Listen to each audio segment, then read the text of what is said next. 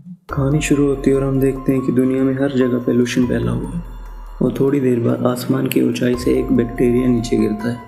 गिरने के बाद वह अपने अंडे से निकलता है और चल रही बाल्टी के दौरान एक व्यक्ति के कान में चला जाता है, जिसके बाद वह व्यक्ति बेहोश हो जाता है। थोड़ी देर में हम देखते हैं कि उसकी एक दोस्त उसे उठाने के लिए आती है, लेकिन वह व्यक्ति होश में नहीं आता, जिसके बाद वह बाहर चली जाती है। लेकिन कुछ देर बाद उस व्यक्ति को होश आता है और वो बाहर पार्टी में आ जाता है, जिसके बाद उसकी दोस्त उसे बोलती है कि क्या तुम्हें मेरी बात का बुरा तो नहीं लगा। हम देखते हैं कि उस व्यक्ति के सिर के टुकड़े हो गए हैं और उसमें से कुछ अजीब तरह के टेंटिकल निकलते हैं। वह टेंटिकल हर तरफ आतंक फैला देते हैं। उस पार्टी में आए हुए वह सभी व्यक्तियों को मार देता है, जिसके बाद कहानी मूव होती है इस स्टोरी के मेन कैरेक्टर पर, जिसका नाम चुंग है और वह एक सुपरमार्केट में काम करती है, जहां हम देखते हैं कि एक व्यक्ति मीट खरीदने के लिए उनकी शॉप पर पहुंचता है और जैसे ही वह बिलिंग करवाने के लिए सुइन के काउंटर पर पहुंचता है तो सुइन उसे बोलती है, सर इस पर प्राइस टैग नहीं लगा हुआ, आप इसे दूसरे काउंटर से लगवा सकते हैं। लेकिन वह व्यक्ति भड़क जाता है और पेमेंट का टैग लगा कर वह वहाँ से पेमेंट करके चला जाता है। जिसके बाद हम देखते हैं कि सुइन भी अपनी शिफ्ट खत्म होने के बाद वहाँ से जाने लगती है, लेकिन वह बाहर उस व्यक्ति को खड़े हुए नोटिस करती है, लेकिन वह उस व्यक्ति पर ज़्यादा ध्यान नहीं देती और अपने एक्टिवा लेकर जाने लगती है। जहां हम देखते हैं कि एक सुनसान सड़क पर पहुंचने के बाद वह व्यक्ति अपनी कार से पीछा करता है और उसे टक्कर मार देता है। इसके बाद वह गिर जाती है और वह चाकू लेकर उस पर कई बार वार करता है, जिसके बाद सुइन उतर कर खेत की तरफ चली जाती है। वह व्यक्ति भी सुइन का पीछा करते करते खेत में जाने लगता है, जहाँ हम देखते हैं कि सुइन के पास एक बैक्टीरिया गिरता है और उस व्यक्ति की मौत बीच में से कटने के कारण हो जाती है। जिसके बाद हमें क्योंग चिलमिन को दिखाया जाता है, जो उस एरिया के डिटेक्टिव हैं और सीनियर हेड भी है। जैसे ही किम अपने ऑफिस पहुंचता है, उसके कुछ साथी उनके एरिया में हो रही अजीब तरह से मौतों के बारे में बताते हैं। वह उन्हें सुइन के केस के बारे में भी बताते हुए कहते हैं कि खूनी का खुद खून एक अजीब तरीके से हो गया है। वह बताते हैं कि सुइन की बॉडी पर भी मल्टीपल चाकू के घाव मिले हैं, लेकिन वह घाव देखने में काफ़ी पुराने लगते हैं। जिसके बाद डिटेक्टिव सुइन का नाम सुनने के बाद हैरान हो जाता है और वह उससे मिलने के लिए हॉस्पिटल पहुंच जाता है। हॉस्पिटल पहुंचने के बाद वह अपने साथियों को बाहर भेज देता है और सुइन से अकेले में बातें करने लगता है, जहां हमें पता लगता है कि वह डिटेक्टिव सुइन को बहुत पहले से जानता है। उसने बचपन में उसकी मदद उसके बाप से बचने के लिए भी की थी, जो सुइन को बहुत बुरी तरह मारते थे। वह डिटेक्टिव सुइन से कल रात को हुए इंसिडेंट के बारे में पूछता है, लेकिन सुइन को उसके बेहोश होने के बाद की कोई भी बात याद नहीं होती। उसे यह भी नहीं पता होता कि उसे खून करने आए उस व्यक्ति का भी मर्डर हो गया है, और वह यह सुनकर भी हैरान हो जाती है कि उसकी बॉडी पर लगे हुए मल्टीपल चाकू के घाव अब ठीक हो गए हैं। वह डिटेक्टिव सुइन को आराम करने के लिए बोलता है और कहता है कि यदि तुम्हें कुछ भी याद आता है तो तुम मुझे कॉल कर सकती हो, और इतना कहने के बाद वह वहाँ से चला जाता है। वह जैसे ही सुइन के रूम से निकलता है तो उसका एक साथी वॉन सीव को आके उससे मिलता है, जिसके अगले सीन में हमें एक गैंगस्टर को दिखाया जाता है जो उस एरिया में एक कैसीनो चलाता है। वो जैसे ही कैसीनो पहुंचता है तो उसकी एंटी गैंग का मेंबर कैंग व्यू उसे मारने के लिए पहुंचता है, जो इस कहानी का सेकंड मेन कैरेक्टर है। हम देखते हैं कि जब वह उस गैंगस्टर को मारने लगता है तो बहुत सारे लोग उधर आ जाते हैं, जिस कारण कैंग व्यू को वहाँ से भागना पड़ता है। वह वहाँ से भाग जाता है और कई दूर जाने पर अपनी टीम को कॉल करके बताने लगता है, लेकिन उसके टीम मेंबर उसे वहाँ से कहीं छुपने के लिए बोलते हैं। जिसके बाद कैंग वो छुपने के लिए अपने सिस्टर के घर चला जाता है, जहाँ वो कई सालों से नहीं गया होता। उसकी बहन उसे देखकर हैरान हो जाती है और फोटो में देखकर उसको पहचान जाती है। जिसके बाद कैंग वो उसे बोलता है कि तुम भूल गई हो क्या मुझे, और वो अपनी छोटी बहन चिन्ही के बारे में पूछता है। जिसके बाद उसकी बड़ी बहन बोलती है कि चिन्ही कहीं चली गई है और कई दिनों से घर नहीं आई, और इतना बोलने के बाद उसकी बड़ी बहन वहाँ से चली जाती है और उधर सुइन भी हॉस्पिटल से डिस्चार्ज हो जाती है। जिसके अगले सीन में हम देखते हैं कि एक सुंदर सी लड़की एक लड़के को बहला फुसला कर अपने घर में ले जाती है और वहाँ ले जाकर वह अपनी सारी टीम को इकट्ठा कर लेती है। उन सबको देखने के बाद वह लड़का घबरा जाता है और अपनी बंदूक निकाल लेता है, और इतने में वो सुंदर सी लड़की का चेहरा बिल्कुल फट जाता है और उसके टेंटिकल निकल आते हैं। इसके साथ ही हम देखते हैं कि वहाँ पर एक स्पेशल फोर्स भी आ गई है, जिसका काम उन पैरासाइट को ख़त्म करना है। वह फोर्स उन सभी पैरासाइट को ख़त्म कर देती है, लेकिन उनमें से एक पैरासाइट भाग जाता है और बाहर खड़ी पुलिस की वैन तक पहुंच जाता है, जिसे खोलने पर उसे पता लगता है कि उसमें पुलिस ने एक पैरासाइट को पकड़ा हुआ है, जो उन्हें उन सभी पैरासाइट की जानकारी देता है और उन्हें उनकी लोकेशन भी बताता है। यह उस पैरासाइट से पूछता है कि तुम्हें किसने पकड़ कर रखा है, और इसके साथ ही हम देखते हैं कि यहाँ पर चोई जुन नाम की एक सीनियर ऑफिसर पहुँचती है, जो उस स्पेशल फोर्स की हेड होती है, और वह उन सभी पैरासाइट को पकड़ कर ख़त्म कर रही होती है। वह उस पैरासाइट पर भी अपनी शॉटगन से मारने लगती है, लेकिन वह पैरासाइट वहाँ से भाग जाता है और इसके बाद ये अपनी टीम को लेकर उस रूम में पहुँचते हैं जहाँ पर ये सभी पैरासाइट इकट्ठे होते हैं, जहाँ इन्हें बहुत सारे कपड़े मिलते हैं जिन्हें देख के पता लगता है कि इन सभी लोगों को उन पैरासाइट्स ने ख़त्म कर दिया है। और यहाँ उन्हें एक सीक्रेट रूम में मिलता है जिसे खोलने पर उन्हें बहुत सारी लाशें मिलती हैं और उन्हें वहाँ पे एक उनका बनाया हुआ लोगो भी दिखाई देता है। यही निशान उनकी बिल्डिंग के बाहर भी लगा होता है, जिसे देखकर इन सबको पता लगता है कि उन पैरासाइट ने अपना एक गिरोह बना रखा हुआ है और वह सभी पैरासाइट को अपने पास बुलाने लगे हैं। इसके अगले सीन में हम देखते हैं कि सोइन बस से ट्रैवल करके अपने घर की ओर जा रही होती है कि तभी उसके सिर में अचानक दर्द होने लगता है। वह देखती है कि एक व्यक्ति बस के अंदर एंटर करता है। वह व्यक्ति कुछ अजीब सा था और लगातार सोइन को घूर रहा था, जिसे देखकर सोइन घबरा जाती है और उस बस से उतर जाती है, लेकिन उसके बस से उतरने के बाद भी वह व्यक्ति उसको घूरता रहता है। इसके अगले सीन में हम देखते हैं कि कैंगू की सिस्टर के पास एक व्यक्ति का फ़ोन आता है, जिस पर उसकी सिस्टर उसे बोलती है कि यदि तुम्हें वो लड़की हमारे गिरोह जैसी लग रही है तो तुम उस पर नज़र बनाए रखो। इतना कहने के बाद कैंगू की सिस्टर भी रात को निकल पड़ती है और कैंगू भी उसका पीछा करने लगता है। उधर हम देखते हैं कि सोनली एक दूसरी बस से अपने घर पहुंच जाती है, लेकिन जब वह बस स्टॉप पर उतरती है तो उसे वह व्यक्ति फिर दोबारा दिखाई देता है। वह व्यक्ति भागकर उसकी तरफ आने लगता है, जिसे देखकर सोइन भी घबरा जाती है और वहाँ से दूसरी तरफ चली जाती है, जहाँ हम देखते हैं कि कैंगू की सिस्टर भी पहुँच जाती है और ये दोनों लोग सोइन को घेर लेते हैं। ये व्यक्ति सोइन को बोलता है कि यदि तुम हमारे तरह हो तो तुम इंसान होने का एक अच्छा नाटक कर लेते हो। जिसके बाद यह व्यक्ति अपने टेंटिकल निकाल लेता है और उसके बाद उस पर वार कर देता है। जिसके अगले सीन में हम देखते हैं कि ये तीनों लोग अपने टेंटिकल निकाल लेते हैं, जिसे देखकर कैंगू बुरी तरह घबरा जाता है। यहाँ सोइन की आवाज़ बिल्कुल बदल जाती है और वह उस व्यक्ति को बोलती है कि हाँ, मैं भी तुम्हारी तरह हूँ। जिसके बाद ये लोग सोइन को एक पैम्पलेट देते हैं और बोलते हैं कि हमें एक साथ मिलजुल कर काम करना चाहिए। इतना कहने के बाद ये लोग वहाँ से चले जाते हैं और कैंगू भी वहाँ से बचता हुआ जाने लगता है, लेकिन सोइन उसे देख लेती है और उस पर हमला कर देती है। वह कैंगू को बोलती है कि उसने उसको उसी रूप में देख लिया, जिस कारण उसे कैंगू को ख़त्म करना पड़ेगा, लेकिन कैंगू बोलता है कि वह इधर उसकी बहन का पीछा करते हुए आया था। जिसके बाद सोइन उसका आईडी कार्ड देखती है और बोलती है कि यदि तुमने किसी को कुछ भी बताया तो मैं तुम्हें तुम्हारे घर आकर ख़त्म कर दूँगी। वो कैंगू को बोलती है कि तुम्हें मेरा एक काम भी करना पड़ेगा। जिसके अगले सीन में हम देखते हैं कि सोइन बेहोश हो जाती है और जब उसे होश आता है तो कैंगू वहीं पर बैठा होता है। वह घबराता हुआ सोइन के पास आता है और उसे देखने लगता है। उसे सोइन बिल्कुल नॉर्मल लगती है, जिसे देखकर वह हंसने लगता है और उसे बोलता है कि तुम आधे इंसान और आधा मॉन्स्टर। तुम्हारे अंदर एक मॉन्स्टर है जिसने तुम्हें मैसेज दिया है कि तुम्हें उन जैसे दिखने वाले लोगों से दूर रहना है। उन्हें देखकर तुम्हारे सिर में अचानक दर्द होने लगेगा। इतना कहने के बाद कैंगू वहाँ से चले जाता है और सोइन भी घबराते हुए घर आती है और एक पेपर नोट पर कुछ लिखकर सो जाती है। उधर हम किम चुल को देखते हैं। जब वो अपने ऑफिस पहुँचते हैं तो उन्हें बहुत सारी सिक्योरिटी दिखाई देती है। वे सभी लोग उनका टेस्ट करते हैं और उसके बाद उन्हें ऑफिस के अंदर जाने देते हैं। अंदर जाने पर पता लगता है कि चोई जन नाम की वह पैरासाइट स्पेशल ऑफिसर उनके ऑफिस में पहुंची है और उन्हें गाइड कर रही है। वह उन्हें एक पैरासाइट की बॉडी दिखाते हुए बोलती है कि उन्हें हाल ही में हो गए कुछ ऐसे मर्डर केस जो देखने में बिल्कुल अजीब है, उनकी इंक्वायरी करनी है और उनकी जानकारी हमें देनी है। वह उन्हें पैरासाइट की सारी जानकारी देते हुए बोलती है कि ये लोग आपस में अपने दिमाग से एक कनेक्शन बना लेते हैं। इनके सिर के कई सारे टुकड़े हो जाते हैं, जिसके बाद ये अपने फेस को रिफॉर्म कर सकते हैं। इनके टेंटिकल कई ब्लेड्स का रूप ले लेते हैं, जिनकी मदद से ये इंसानों को ख़त्म करते हैं। उधर हम सोइन को देखते हैं। जब वो सोकर उठती है तो उसे किताब पर लिखे हुए सभी क्वेश्चन के उसके सारे जवाब मिल जाते हैं। वह उन्हें पढ़ने लगती है तो उसे पता लगता है कि उसके शरीर में एक और मॉन्स्टर है जो उसकी बॉडी पर पूरे दिन में सिर्फ 15 मिनट के लिए कंट्रोल कर सकता है।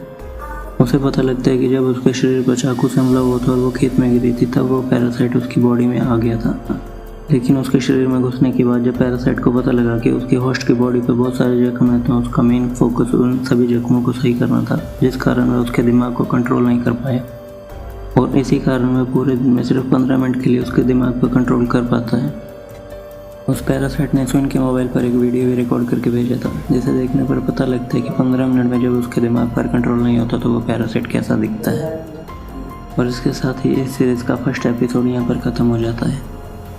दूसरे एपिसोड में हम देखते हैं कि कैंगू एक चोरी की घड़ी बेचकर पैसे लेकर निकलता है और एक मोबाइल रिपेयर शॉप पर जाता है, जहाँ वो अपनी बहन का मोबाइल सही करवाने के लिए वहाँ जमा करवा देता है। जिसके बाद वो एक साथ वाली शॉप पर जाता है, जहाँ उसे एक सेकंड हैंड एक्टिवा पसंद आ जाती है। वह उसके ओनर को उसकी डिलीवरी करने के लिए बोलता है, जिस पर ओनर उसे आधे घंटे का टाइम ले लेता है। इसके बाद कैंगवू उस मोबाइल शॉप पर पहुंचता है और अपनी बहन का मोबाइल ले लेता है, जिस पर दुकानदार उसे बोलता है कि कुछ लोग यहाँ पर आके उसकी पूछताछ कर रहे थे। जिसे सुनने के बाद कैंगवू उसको टिप देकर वहाँ से चला जाता है और एक्टिवा की डिलीवरी लेने पहुँचता है। यहाँ हमें पता लगता है कि उस ओनर ने कैंगवू की जानकारी उस गैंगस्टर को दे दी थी जिसे कैंगवू मारने के लिए एक बार पहुँचा था। और थोड़ी देर में उस गैंगस्टर के सारे गुंडे उस शॉप पर पहुँच जाते हैं, लेकिन कैंगवू वहाँ से एक्टिवा लेकर निकल जाता है और भाग जाता है। एक सेफ जगह पर पहुंचने के बाद वे अपने दोस्त को फ़ोन करता है और उन्हें बताता है कि उस पर कुछ गैंगस्टर ने हमला कर दिया था और उसे उनसे बचने के लिए कुछ गाड़ी और पैसे भी चाहिए। लेकिन कैंगवू अपने दोस्त को अपना एड्रेस नहीं बताता और बोलता है कि उसे शाम को एक पेट्रोल पंप पर आकर मिले। फ़ोन काटने के बाद कैंगवू अपनी बहन की फ़ोटो उस मोबाइल पर देखता है और बोलता है कि वह उसको एक दिन ढूंढ लेगा। जिसके बाद वह उस पैम्पलेट को देखने लगता है जो उसे उसकी बहन के घर से मिला था। जिसके अगले सीन में हम देखते हैं कि वह उन सभी केसेस की फाइल लेकर चोई जुन के पास पहुंचता है जिनके मर्डर कुछ अजीब तरीके से हुए होते हैं।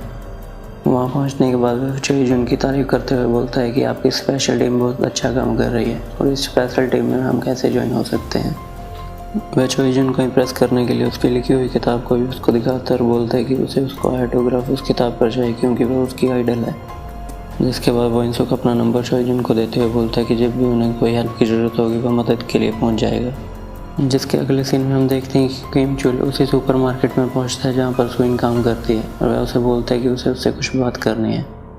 जिसके बाद सुइन उससे आकर मिलती है और वह उसे उसका हालचाल पूछता है, उसको एक की चेन दे देता है और इसके साथ ही वह चोरी छुपे सुइन के सिर से एक बाल भी तोड़ लेता है ताकि वह चेक कर सके कि वह मॉन्स्टर है या फिर एक इंसान है, क्योंकि मॉन्स्टर को इस तरह चेक करने की जानकारी उसे पैरासाइट इंचार्ज उस चोई जुन ने दी थी।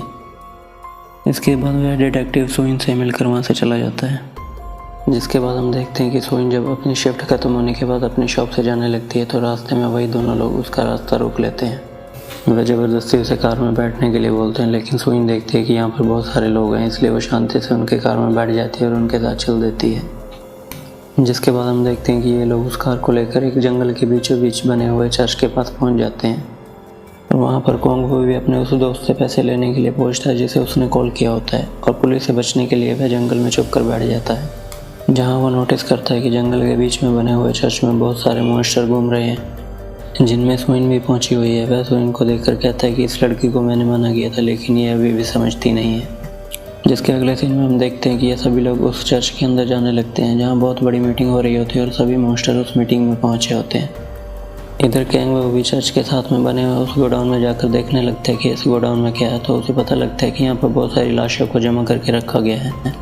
जब वह लाशों में घूमता हुआ उन मॉन्स्टर की आवाज़ देख रहा था कि तभी अचानक वहाँ पर एक मॉन्स्टर पहुँच जाता है, जिससे बचने के लिए कैंगवू लाशों के पीछे छुप जाता है, जहाँ वो नोटिस करता है कि उसकी बहन चीनी की बॉडी भी वहीं पर है, जिसे देखकर वह काफ़ी निराश हो जाता है और रोने लगता है। जिसके बाद वह बदला लेने के लिए उस मॉन्स्टर पर हमला कर देता है कि तभी अचानक उस मीटिंग में सभी मॉन्स्टर को पता लग जाता है कि उनके बीच में एक इंसान भी पहुंच गया है। इसलिए उस मीटिंग का लीडर उस इंसान को ख़त्म करने के लिए सभी मॉन्स्टर को भेज देता है। वो सभी मॉन्स्टर वहाँ से जाने लगते हैं कि तभी अचानक सुइन की किचन भी वहाँ पर गिर जाती है, लेकिन वह उसे बिना उठाए वहाँ से चली जाती है। उधर कैंगवू उन सभी मॉन्स्टर से बचने के लिए जंगल की तरफ भागने लगता है कि तभी अचानक उसके सामने एक गाड़ी आकर रुकती है, जिसमें से वो सभी गैंगस्टर उतरते हैं और उसको पकड़ लेते हैं। लेकिन कैंगवू उनको बोलता है कि उन्हें यहाँ से बचकर भागना चाहिए, नहीं तो सभी लोग यहाँ पर मारे जाएंगे। लेकिन वह गैंगस्टर उसकी बात नहीं सुनते और उसको पकड़े रखते हैं। तभी हम देखते हैं कि वह सभी मॉन्स्टर वहाँ पर पहुँच जाते हैं, जिनमें कैंगवू की बड़ी बहन भी होती है, और वह उस पर हमला कर देते हैं, जहाँ वो सभी गैंगस्टर मारे जाते हैं। लेकिन कैंगवू वहाँ से फिर बचकर भाग जाता है और भागते भागते वह सुइन से जाकर टकरा जाता है, जिसके बाद वो दोनों जंगल से भागने लगते हैं। वहाँ से भागते हुए वह उसी पेट्रोल पंप पर पहुँच जाते हैं जहाँ कैंगवू ने अपने दोस्त को बुलाया होता है, जिसके बाद उसकी गाड़ी लेकर वहाँ से निकल जाते हैं। रास्ते में कैंगवू का दोस्त उसको बोलता है कि हम किससे बचकर भाग रहे हैं और तुम इतना घबरा क्यों रहे हो। उधर सुइन पुलिस को फ़ोन करने लगती है, लेकिन उसका दोस्त फ़ोन करने से मना करता है और उनसे फ़ोन ले लेता है। लेकिन कैंगवू से बोलता है कि इस जंगल में वो सभी गैंगस्टर कैसे पहुंचे, क्योंकि यहाँ के बारे में तो सिर्फ तुम ही जानते थे। जहाँ हमें पता लगता है कि कैंगवू की गैंग ने उन गैंगस्टर के साथ एक सौदा किया है, जिसमें वह कैंगवू को उनके तक पहुँचा देंगे और वह गैंगस्टर उनकी गैंग पर कोई भी हमला नहीं करेंगे। लेकिन तभी हम देखते हैं कि सुइन का सिर अचानक से दर्द करने लगता है और वो बोलते हैं कि वह मॉन्स्टर यहाँ पर पहुँच गए हैं। और तभी एक मॉन्स्टर उड़ता हुआ आता है और उनकी कार के बोनट पर बैठ जाता है कि तभी सुइन उस पर हमला कर देती है और सुइन वहाँ से कार से बाहर निकल जाती है। और तभी हम देखते हैं कि उनकी कार एक पहाड़ी से नीचे गिरने लगती है और एक पेड़ से लटक जाती है। उधर सुइन और मॉन्स्टर आपस में लड़ने लगते हैं और वो मॉन्स्टर सुइन को बोलता है कि तुम हमारे लिए एक खतरा हो। जिसके बाद वो मॉन्स्टर वहाँ से उड़ने लगता है, लेकिन सुइन उसको वहीं पर ख़त्म कर देती है। जिसके बाद वो बेहोश हो जाती है। जब उसे होश आता है तो वह देखती है कि कैंगू एक पहाड़ी पर अपनी गाड़ी के साथ लटका हुआ है। वह जाती है और उसे बचा लेती है, लेकिन उसकी गाड़ी उस पहाड़ से नीचे गिर जाती है। और उधर हम चोई जुन को देखते हैं, जैसे उन सभी केसेस की फाइल में से सुइन की फाइल मिल जाती है, जिसे देखकर उसे पता लगता है कि ये सुइन ही एक मॉन्स्टर है। और इसके साथ ही सेकंड एपिसोड यहाँ पर ख़त्म हो जाता है। तीसरे एपिसोड में हमें चोई जुन नाम के इंस्पेक्टर की पास्ट की कहानी दिखाई जाती है कि जब वो अपने पति के साथ एक सुपरमार्केट में शॉपिंग करने जाती है, उसके पति के नाक में एक पैरासाइट घुस जाता है, जिसके कारण वह मॉन्स्टर बन जाता है और सुपरमार्केट में आए सभी लोगों को ख़त्म कर देता है। इसी हमले में वह अपनी पत्नी का कान भी काट देता है, लेकिन चोई जुन उसे एक कमरे में बंद कर देती है। जिसके बाद हमें यह भी पता लगता है कि वह उसके सिर पे एक स्पेशल तरह का मास्क लगा के अब उसे एक वॉच डॉग की तरह यूज़ करती है। जिसके कारण जब वह मॉन्स्टर किसी और मॉन्स्टर के साथ कनेक्ट करता है तो वह उसकी लोकेशन उससे पता लगवा लेती है और उसी लोकेशन पर पहुंच के उन मॉन्स्टर को ख़त्म करने लगती है। उधर हम सुइन और कैंगू को देखते हैं जो अपने एक्सीडेंट के बाद छुपने के लिए एक होटल में चले जाते हैं, जहां कैंगू सुइन को बोलता है कि उन्हें उस चर्च और सारे मॉन्स्टर की कहानी पुलिस को बता देनी चाहिए। जिस पर सुइन बोलती है कि वो एक ऐसे इंस्पेक्टर को जानती है जिस पर वो पूरी तरह से भरोसा कर सकते हैं।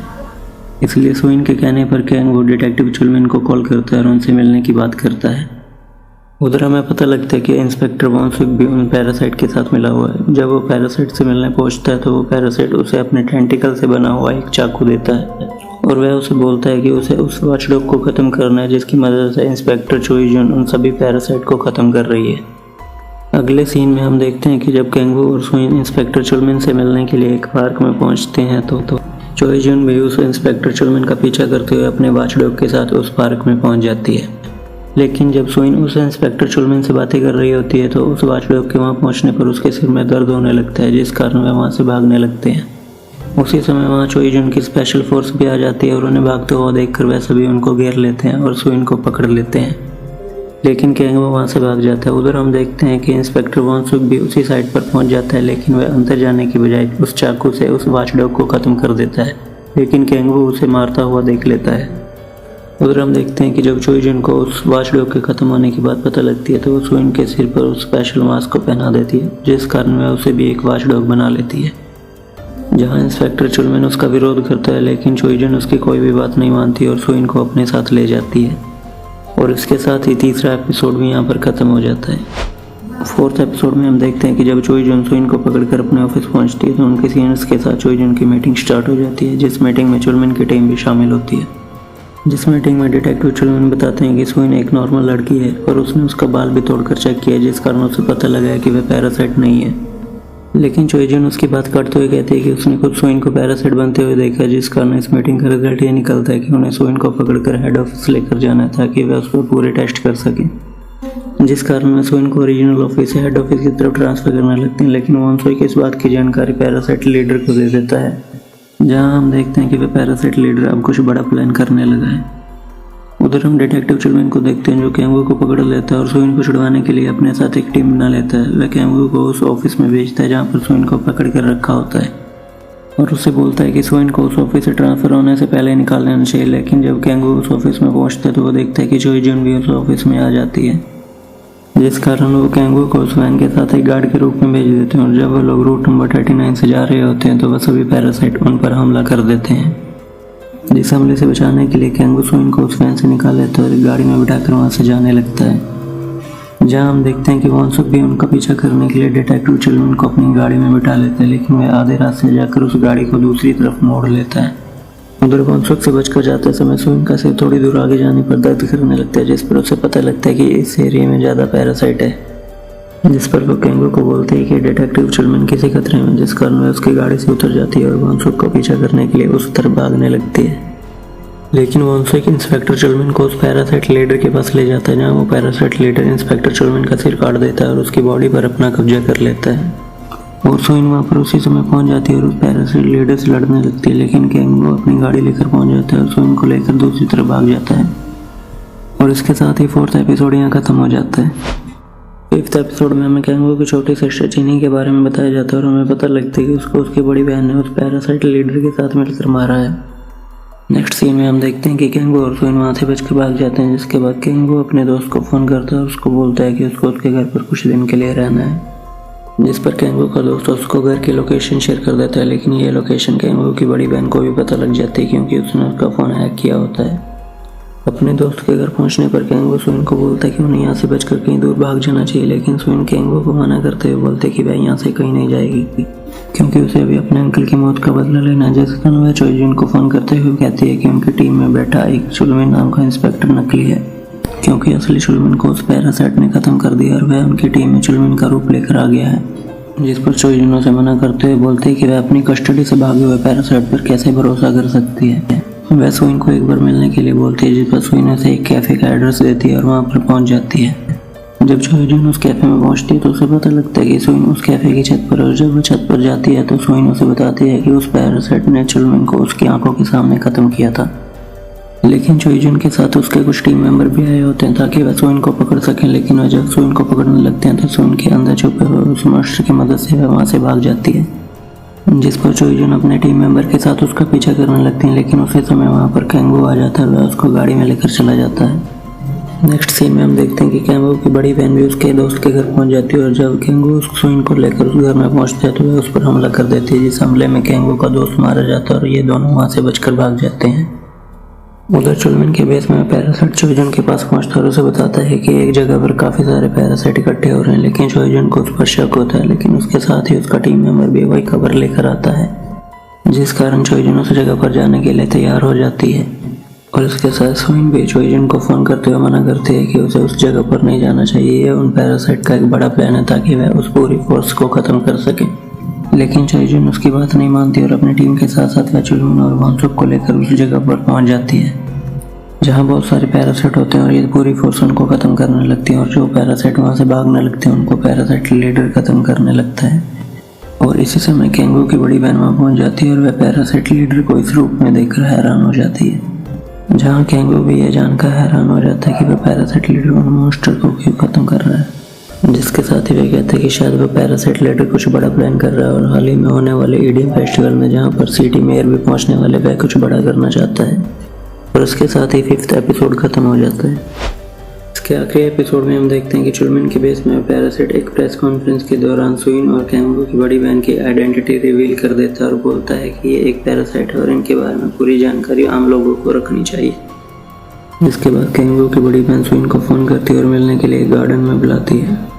और जब केंगो की बड़ी बहन सोइन से मिलती है तो वह उसे बताती है कि पैरासाइट लीडर एक बड़ा प्लान कर रहा है और वह पूरी इंसानियत को ख़त्म करना चाहता है, जिस कारण हमें एक दूसरे का साथ देना चाहिए ताकि वह उस पैरासाइट लीडर को रोक सके। उधर दूसरे सीन में हम देखते हैं कि चोइजुन को उनके लीडर का मैसेज आता है और वो बोलते हैं कि दूसरी लोकेशन पर कई सारे पैरासाइट का हमला हो रहा है, इसलिए वो पूरी फोर्स लेकर उस लोकेशन पर पहुंच जाए। जिस कारण चोइजुन अपनी पूरी फोर्स के साथ उस लोकेशन पर जाने के लिए तैयार हो जाती है। लेकिन आधे रास्ते में उसे सोइन का फ़ोन आता है जो उसे बताते हैं कि वह पैरासाइट लीडर इस ईडीएम फेस्टिवल में इस सिटी के मेयर का रूप लेना चाहता था ताकि वह पूरी इंसानियत को ख़त्म कर सके। सोइन उसे यह भी बताती है कि वह उस पैरासाइट लीडर को रोकने के लिए जा रही है और यदि वह इस कोशिश में ख़त्म हो जाती है तो वह चोइजुन को एक बैकअप के लिए यूज़ करना चाहती है ताकि वह उसकी मदद से पूरी इंसानियत को बचा सके। जिस कारण चोइजुन उसका मैसेज सुनने पर अपनी गाड़ी आधे रास्ते से मोड़ लेती है और ईडीएम फेस्टिवल की तरफ जाने लगती है। उधर ईडीएम फेस्टिवल में मेयर के पहुंचने के बाद वो मॉन्स्टर भी वहां पर पहुंच जाता है और मेयर पर हमला कर देता है, लेकिन मेयर के गार्ड उसको बचाने के लिए उस मॉन्स्टर को वहां पर ख़त्म कर देते हैं। जिसके बाद वो गार्ड मेयर को लेकर वहाँ से जाने लगते हैं, लेकिन तभी हम देखते हैं कि वांगसुक वहाँ पर पहुँच जाता है और उस पैरासाइट को अपनी जैकेट के अंदर छुपाकर उनका पीछा करने लगता है। मेयर का पीछा करते हुए वांगसुक उस पैरासाइट को गार्ड के पास छोड़ देता है, लेकिन उसी समय वहाँ पर केंगो आ जाता है और वह उस मेयर को लेकर वहाँ से जाने लगता है। लेकिन तभी वो पैरासाइट उस गार्ड की बॉडी पर कब्जा कर लेता है और मेयर पर हमला करने लगता है, लेकिन उसी समय वहाँ पर केंगो की बड़ी बहन आ जाती है और उसे रोकने लगती है। यहाँ हम देखते हैं कि केंगो की बड़ी बहन उस गार्ड को ख़त्म कर देती है, लेकिन वह पैरासाइट गार्ड की बॉडी में से निकल जाता है और केंगो की बड़ी बहन को मार देता है। और इसके बाद केंगो और मेयर भी वहाँ से भाग जाते हैं। उधर गार्ड के बाद पैरासाइट को कोई भी होस्ट नहीं मिलता, जिस कारण वह वैंसो का गला काट देता है और उसकी बॉडी पर कब्जा करके मेयर का पीछा करने लगता है। लेकिन तभी अचानक वहाँ पर सोइन पहुँच जाती है और उस पैरासाइट को रोकने लगती है और इनकी लड़ाई के दौरान ही वहाँ पर चोइजुन भी आ जाती है और उसी समय वह पैरासाइट वांगसुक की बॉडी में से निकलकर चोइजुन के पीछे आ जाता है और उधर चोइजुन भी वांगसुक के सिर को शीशे में देख रहे थे, जिस कारण उसे पता लग जाता है कि ये कोई इंसान नहीं है। और उसके साथ ही चोइजुन वांगसुक को अपनी शॉटगन से शूट कर देती है और सुइन उस पैरासाइट को भी मार देती है। इसके अगले सीन में हम देखते हैं कि सुइन पहले की तरह एक सुपरमार्केट में काम करने लग जाती है और कैंगू को चोइजुन एक स्पेशल फोर्स में ऐड कर लेती है। और उधर लास्ट में हम देखते हैं कि चोइजुन से मिलने के लिए ऑफिस में एक जर्नलिस्ट आया होता है, जो अपने आप को पैरासाइट का एक्सपर्ट बताता है और बोलता है कि उसके पास कोई खास खबर है। जिसके साथ ही पैरासाइट द ग्रे का ये फर्स्ट सीजन यहाँ पर ख़त्म हो जाता है। तो चलिए दोस्तों, मिलते हैं किसी और मूवी या सीरीज के साथ आपके इसी चैनल मूवी एक्सप्लेनेशन पर। तब तक के लिए इस चैनल को लाइक करें, सब्सक्राइब करें and stay connected to content.